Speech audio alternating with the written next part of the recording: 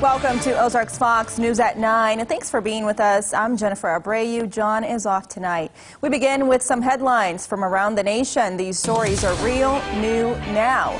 At least 11 people have been killed and 6 others injured in a mass shooting at a municipal building in Virginia Beach. Police say a man opened fire on workers this afternoon. Officers returned fire, killing the gunman, who authorities say was a longtime employee of the city's Public Works Department. Illinois is closer to making recreational marijuana legal in the state. Today, the State House voted to pass a bill legalizing pot for recreational use.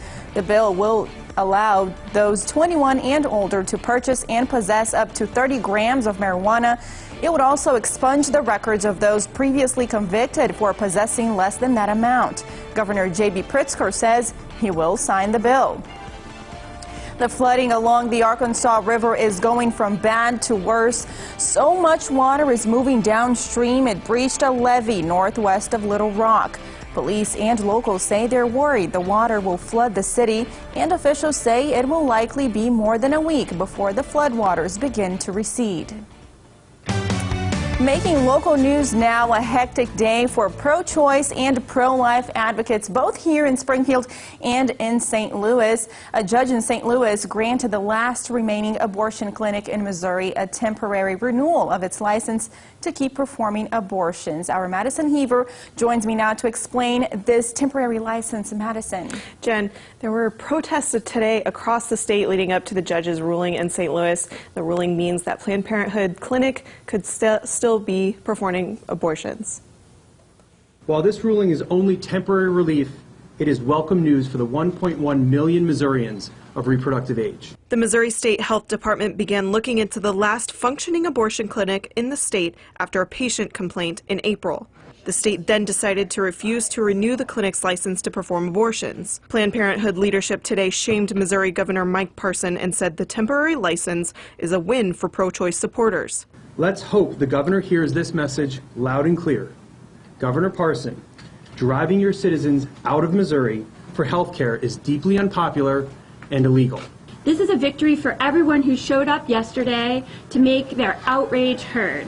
Governor Parson should be ashamed of himself.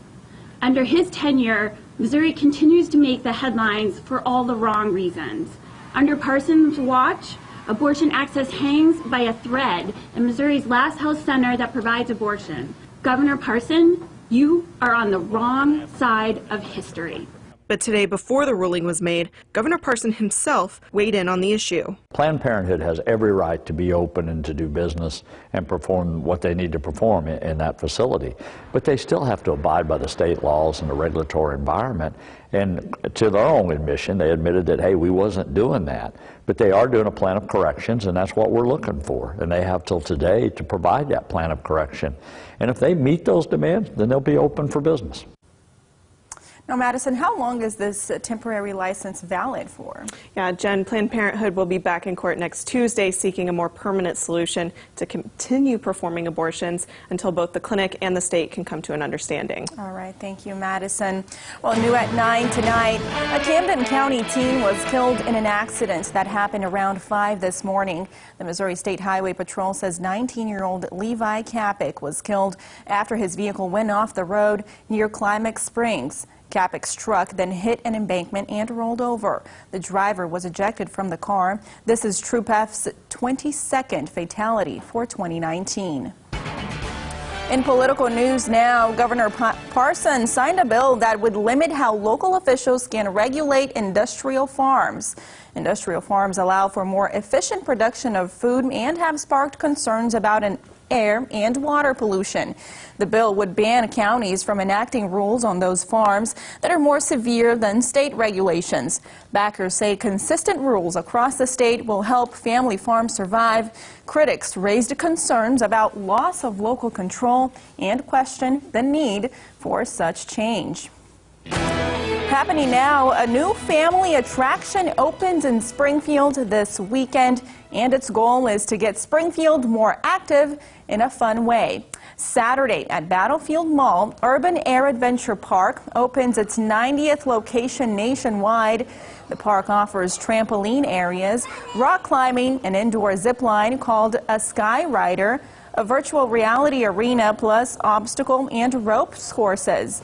Ahead of the official launch tonight, the parks hosted a soft opening for local first responders and their families. The Ninja Warrior course is geared towards it. We've got beginner stages, all the way up to expert, all the way up to warrior. So again, you've got your smalls that can get in here and try it, and then you've got Dad obviously can't hold back, and he's going to want to try and show that he's a true warrior. I think this is a great addition. This is more stuff to do. We have not a whole lot in this town to do for kids, and this is a place kids and adults both could come and all have fun. The first 200 visitors to purchase a full-price Ultimate Pass will receive a full-year pass to Urban Air. We have a follow-up story for you now. Special Olympics players across Springfield were honored at a barbecue tonight. The state summer games were supposed to be held in Springfield this weekend, but the event got canceled after headquarters in Jefferson City was damaged by a tornado last week. Despite the cancellation, coaches and staff went ahead with the barbecue to recognize the athletes' dedication and hard work. We caught up with one Special Olympics coach and an athlete.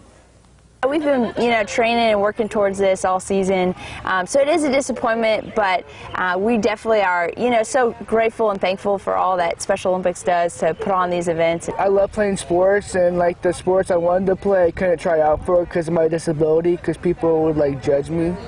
But since I did Special Olympics, I get to play sports I wanted to play. Jeffrey Bucklew is playing softball this summer. That sport, along with several others, are kicking off in June. Special Olympics is still in need of volunteer coaches. Head to ozarksfirst.com to learn more. We have some regional news for you now. A town about an hour west of St. Louis is welcoming a new officer, and he stands on 4 legs. A 2-year-old pit bull mix named Jet joined the New Haven, Missouri police force yesterday. He was rescued from an animal shelter. According to Jet's handler, Officer Kyle Walters, an organization called Animal Farm Foundation chose Jet because of his loving temperament and willingness to work. The foundation even paid for Jet's training. Walters says the canine will serve New Haven and nearby communities by sniffing out illegal drugs. Heroin, meth, marijuana, and cocaine. So he can ID any of those 4. He's been imprinted and he knows them very well. So he can search vehicles, houses, buses, pretty much anything that he can get into. Jet is also an ambassador for the New Haven Police Department. He will make public appearances at schools and other events. We have some good news for you now. A man is happy to be alive after a scary situation during last week's tornado near Kansas City. I saw the Jeep lift off the ground, and it went over my head, and my first thought was, this is just like in the movies. And as soon as it happened, I knew it was broke because I lifted my leg up and it flopped. Terry Seymour was driving home in Ottawa, Kansas Tuesday evening when a tornado was expected to hit nearby. He dialed 911, got out of his Jeep to take cover in a ditch, and he says the wind threw him like a rag doll. So he thought he might be better protected near his vehicle, but the SUV went airborne and came crashing down, breaking his shin bone. Winds eventually died down and EMS arrived. His son and wife say they're just happy he's alive. Moving on to weather now. Beth, those days are behind us. We still have some storms coming. We do have that chance at some severe weather. Main risks being hail and wind, flash flooding, of course, with already saturated soils.